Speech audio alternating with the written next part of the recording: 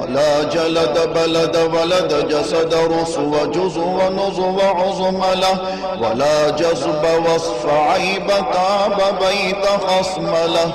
ولا مقارن له ولا مكاظم له ولا مداني له ولا مضارع له ولا مناظر له. ثم نشهد أن لا إله إلا الله وحده لا شريك له من يشرك في ذاته وصفاته وعاداته وآياته أو يتبرك بغيره من نبي وولي وتقي ونقي ونسيم